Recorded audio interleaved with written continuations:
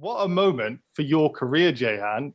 How did that come about? And did it live up to the 2 decades of dreaming about it? Yeah, I mean, it definitely did. Silverstone for my first time in Formula One is, Mm. yeah, probably the best track to drive on. Uh, yeah, I still can't really describe it. The amount of downforce that these cars produce is, yeah, pretty insane. We do corners in a Formula One car on race fuel flat out, which aren't even flat out in Formula Two in qualifying. So arriving a lot slow. So it was, yeah, hard to get my head around it. But once you trust the car, I even though I was doing a lot of laps and my body was getting tired, I every time I jumped in, I had a smile on my face, and yeah, it's the most fun I ever had in a race car. And hopefully there's another one coming around the corner.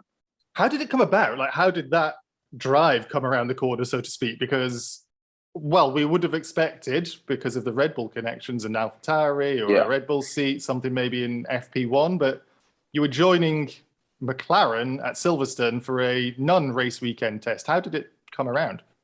Yeah, I think the main thing was to do Formula One mileage. The only way to do them this year with Red Bull was in official FP1 session. Mm. They weren't running the AlphaTauri test car at any point this year. Dr. Marco made it pretty clear. So I think looking for options, McLaren, obviously a very historic team, won many world championships. The 2021 car, they are running a test program, and I mean, I would never say no. It's probably one of the fastest cars ever in Formula One history, those generation of cars. And, to get that opportunity, together with everyone supporting me and my management, we made it possible. And it was probably the best 2 days ever. To have Silverstone to myself itself was a big deal. And then to have that in a Formula One car, yeah, was extremely special. See, dreams can come true, can't they? All over the place. Go on, Flores. Yeah. In a situation like this, Jehan, does Red Bull have to allow you to do this? How does that work? Yeah, definitely. My management and my dad obviously had a chat with Mr. Marco, and for him it was a no-brainer. To drive a Formula One car for one of his junior drivers, it's always good learning. And if ever I get the opportunity in the future, if it is in a free practice or any other test, I've already had a couple of days experience, so it always does help. And that's the good part about being in the Red Bull junior team. They allow us to explore our routes and give us opportunities when they arise.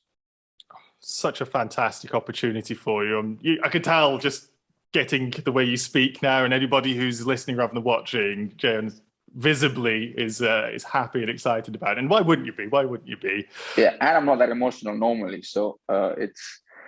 I think Mr. Buxton has a question. Can I ask? Yeah, because it's always a fascinating point. The move from F2 to F1, it's still such a leap, not just in terms of technology and speed, braking points, G-forces, but the sheer amount that you have to learn in how to operate a Formula One car. Did you get like a big, thick book that you had to read through first of how everything works in terms of the steering wheel, or was it very much learn as you go?